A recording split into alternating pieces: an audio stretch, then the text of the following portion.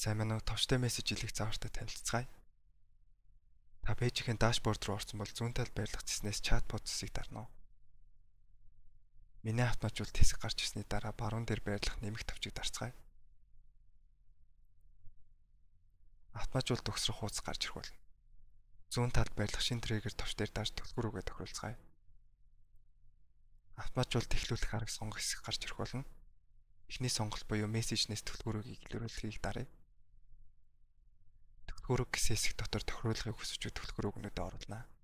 Миний хувьд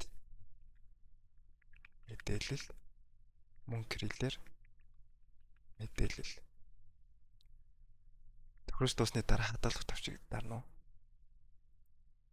Баруун талд байрлах мессеж илгээх хэсэг даръя.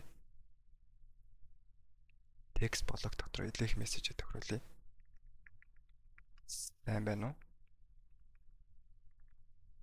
Товчлуур нэмэх товчлуур дээр дарж товчлуураа нэмье. Товчлууранда хаяг гэдэг нэр өгье. Энэ товчийг даруул гэдэг хэсгээс хамгийн ихний мессенжер хэсгийг даръя. Дарсны дараа манай хаяг товчлуур маань шинээр мессеж илгээх гэдэг хэсэгтэй холбогдсон байгааг харж болно. Товчлуурыг дарсны дараа илгээх мессежийг тохируулъя. За, хоёр дахь товчлуураа нэмж өгье. Эхний мессеж илгээх хэсэг дээрээ дараад товчлуур нэмэх дээрээ дараад товчондоо вебсайт гэж нэр өгье. За, энэ товчийг даруул гэдэг хэсгээс вебсайт нэх хэсгийг даръя.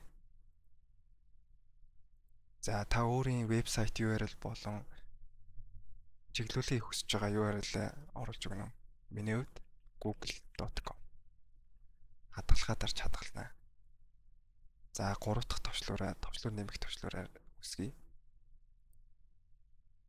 За, товчныхоо нэрэндээ утас гэж нэрлэж өгье. За, дугааруу залах хэсгийг дарна уу? Энчээ залах дугаараа оруулж өгнө. Баруун талд байрлах хадгалах товчлуурыг дарж хадгална. За, товчлууруудаа тохируулаад дууссан бол баруун дээр байрлах идэвхжүүлэх товчлуураа дарнаа. За, үүсгэсэн автоматжуулалт нь миний автоматжуулалт хэсэгт байрлана. За, үүнийг Facebook пэйж дээр турш үзье. Мессежийг дараад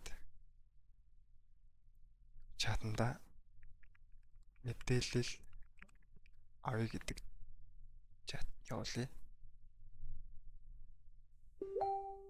За, түрүүний тохируулсан сайн байна уу тексттэй 3 товчлуур ирж байна. За, хамгийн ихний хаяг гэдэг товчлуурыг шалгаж үзье. За, хаягийн мэдээлэл хүрээд ирлээ. Хоёр дахь буюу вебсайтыг турш үзье. За, амжилттай google.com руу орж байна. 3 дахь товчлуур маань зөвхөн утсан дээр ажиллах боломжтой. Яагаад гэвэл утас руу залах учраас. Баярлалаа.